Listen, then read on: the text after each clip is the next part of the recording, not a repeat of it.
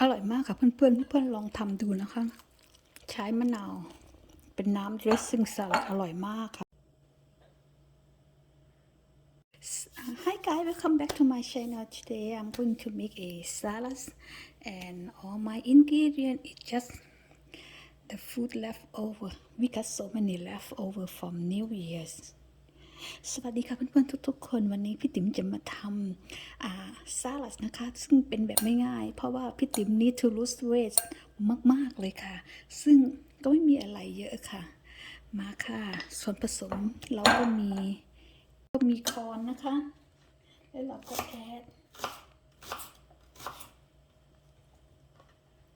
อ้อยเนียน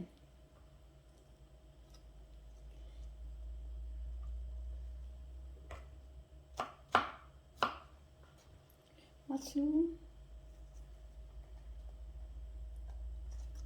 กรีนแอปเปิ้ล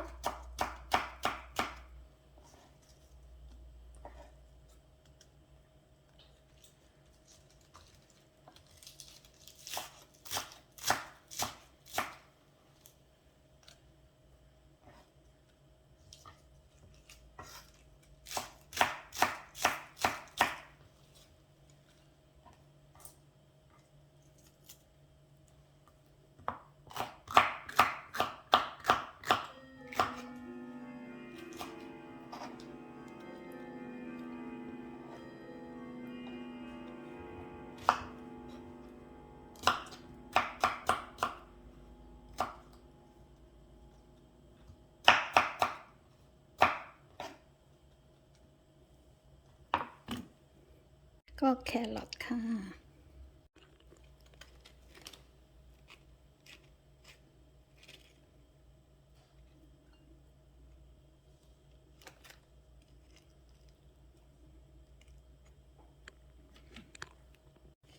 and fried chicken ค่ะไก่ทอดก่อน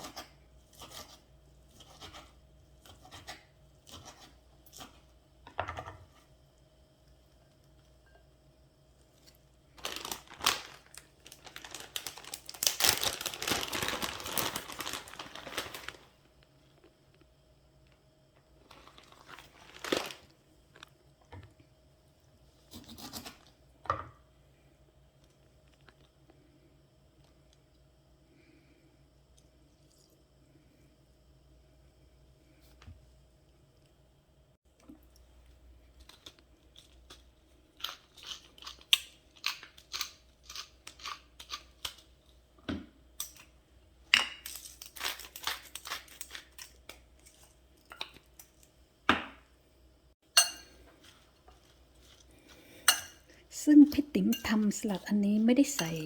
dressing นะคะเพียงแต่บีบมะนาวใส่แค่นั้นค่ะ